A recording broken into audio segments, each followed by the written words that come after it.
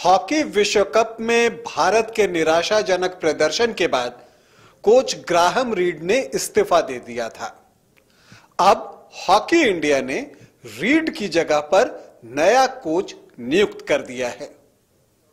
जो नया कोच भारतीय टीम से जुड़ने वाला है ये वो व्यक्ति है जिसने टोक्यो ओलंपिक्स में बेल्जियम को स्वर्ण पदक जीतने में अपना सहयोग दिया था। इतना ही नहीं, ये वो व्यक्ति हैं जिन्होंने 2018 में जब बेल्जियम की टीम हॉकी विश्व कप जीती थी तो उसमें भी सहयोग दिया था।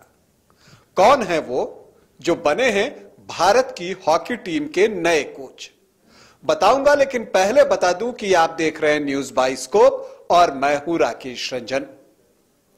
विश्व कप हॉकी के बाद ग्राहम रीड का इस्तीफा आया और उनके साथ जो है उनके दो सहयोगियों ने भी इस्तीफा दे दिया था। चाहे अगर हम बात करें तो जो साइंटिफिक एडवाइजर थे या एनालिटिक कोच थे, दोनों ने इस्तीफा दिया था ग्राहम रीड के साथ। और उसके बाद से कोच का जो पद था वो भारतीय टीम में खाली था और कोच की खोज हो रही थी, कोच पर सोच जारी थी। अब वो सोच मुकम्मल हुई है और नया कोच चुन लिया गया है। भारत की हॉकी टीम के नए कोच होंगे दक्षिण अफ्रीका के क्रेग फुल्टन। अब क्रेग फुल्टन कौन है ये आपको बता देता हूं कि वो दक्षिण अफ्रीका के लिए हॉकी खेलते थे। उन्होंने दो ओलंपिक्स खेले हैं। उन्होंने एथेंस ओलंपिक भी खेला है, अटलांटा ओलंपिक भी खेला है दक्षिण अफ्रीका के में एक खिलाड़ी के तौर पे। इस लगभग एक दशक तक वो दक्षिण अफ्रीकी टीम का हिस्सा रहे और लगभग 200 मैचों में दक्षिण अफ्रीका का प्रतिनिधित्व किया। अगर मैं एक्चुअली कहूं तो 195 मैचों में। लेकिन जो सबसे महत्वपूर्ण चीज है, अगर कोचिंग के एक्सपीरियंस की मैं बात करूं तो उनके पास कोचिंग का 25 वर्षों का अनुभव है और ये एक बहुत बड़ा अनुभव होता है। आपको बता दूं कि उन्हीं की कोचिंग में आयरलैंड की टीम ने पहली बार ओलंपिक्स के लिए क्वालिफाई किया था 2016 रियो ओलंपिक्स के लिए, और 100 साल में ऐसा करने में सफल हुई थी आयरिश टीम पहली बार।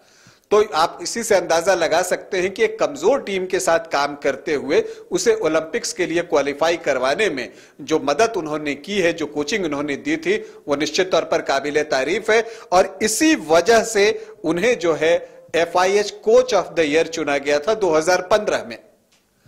इसके बाद वो बेल्जियम की टीम से जुड़े और बेल्जियम की सफलता में तो उनका योगदान बेहद महत्वपूर्ण रहा।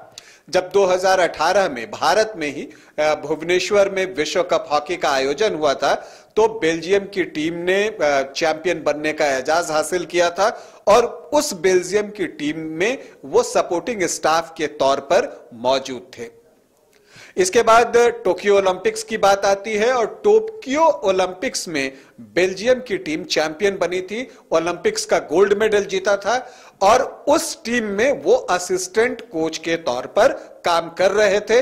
तो आप कह सकते हैं कि उनके पास कोचिंग का एक अच्छा खासा अनुभव है और वो उनके कोचिंग में और उनके सहयोग से बेल्जियम ने काफी जो है तरक्की की है हॉकी के फील्ड में। और बेल्जियम आज एक पावर हो गया है हॉकी में, तो उसमें आप फुल्टन के योगदान को नकार नहीं सकते। टीम को साथ लेकर चलना उन्हें आता है, यह सबसे बड़ी खासियत है एक कोच के रूप में उनके साथ। अब वो क्या रणनीति बनाते हैं ये तो अब आने वाला वक्त बताएगा। अब जबकि FIH प्रो लीग में भारत को हिस्सा लेना है, 10 मार्च से वो शुरू हो रहा है, तो उससे पहले इनकी नियुक्ति की गई है, ये एक अच्छी बात है। और कहा जा रहा है कि तमाम औपचारिकताएं पूरी करते ही वो टीम के साथ जुड़ जाएंगे, तो ये एक अच्छी बात है कि वो अगर FIH हॉकी के पहले टीम से जुड़ जाते हैं तो इसका लाभ जो है भारत की हॉकी टीम को मिलेगा और उन्हें भी एक वक्त मिलेगा कि वो खिलाड़ियों को समझ सकेंगे। हॉकी इंडिया के जो अध्यक्ष हैं दिलीप तिर्की, वो उनके खिलाफ काफी खेल चुके हैं फुल्टन के खिलाफ, और यही बातें उन्होंने अपने स्टेटमेंट में भी कही है। और उन्होंने फुल्टन की नियुक्ति का ऐलान करते हुए कहा कि मुझे यह बताते हुए बहुत खुशी हो रही है कि हॉकी इंडिया ने भारतीय पुरुष टीम के लिए क्रेग फुल्टन को मुख्य कोच चुना है। मैं उनके खिलाफ खेल चुका हूं और अब भारतीय टीम के नए दौर में उनके साथ काम करूंगा और उनके पास अपार अनुभव है और उनकी कार्यशैली टीमों में आत्मविश्वास बढ़ाती है। मैं भारत में उनका स्वागत करता हूं। तो ये दिलीप तिर्की ने कहा, जो कि हॉकी इंडिया के अध्यक्ष हैं। इसके अलावा फुलटन का भी बयान आया है और फुलटन ने कहा कि भारत की हॉकी टीम का कोच बनना बहुत सम्मान की बात है। भारत का हॉकी में सुनहरा इतिहास रहा है और मैं मौजूदा टीम को नई ऊंचाइयों तक ले जाना चाहता हूं, जिसमें कई प्रतिभावान खिलाड़ी हैं। तो यह सबसे महत्वपूर्ण बात है कि उन्हें पता है कि भारत का हॉकी में इतिहास कितना स्वर्णिम रहा है, कितना गौरवशाली रहा है और इससे भी बड़ी बात कि उनका इरादा भारत को हॉकी में नई ऊंचाइयों पर लेकर जाना है। और जिसमें कि जो पहली चुनौती उनके सामने आ रही है, ये FIH हॉकी प्रो लीग है, अगर वो टीम के साथ जुड़ जाते हैं तो। लेकिन जो असली चुनौती उनके सामने आने वाली है वो इसी साल होने वाले एशियन गेम्स में आने वाली है, क्योंकि वहां पर स्वर्ण पदक जीतना भारत के लिए बहुत जरूरी है, एक बड़ी उपलब्धि होगी। अगर तो पहली चुनौती अगर हम कहें फुलटन के सामने है तो वो एशियाई खेल है और इसके बाद जो है 2024 में पेरिस ओलंपिक्स में भारत के प्रदर्शन बेहतर हो और वो फिर से एक बार जो है कम से कम पोडियम फिनिश करे, इसकी जो है मुकम्मल तैयारी अगर वो टीम को करवाते हैं फुलटन, तो ये बड़ी बात होगी। देखिए, रीड भले ही अब वो हॉकी इंडिया के साथ नहीं जुड़े हैं, भारतीय टीम को वो कोच नहीं कर रहे हैं, लेकिन उन्होंने अपनी जो जिम्मेदारियां थी उनके कार्यकाल को अगर हम देखें तो उन्होंने कई उपलब्धियां हासिल की।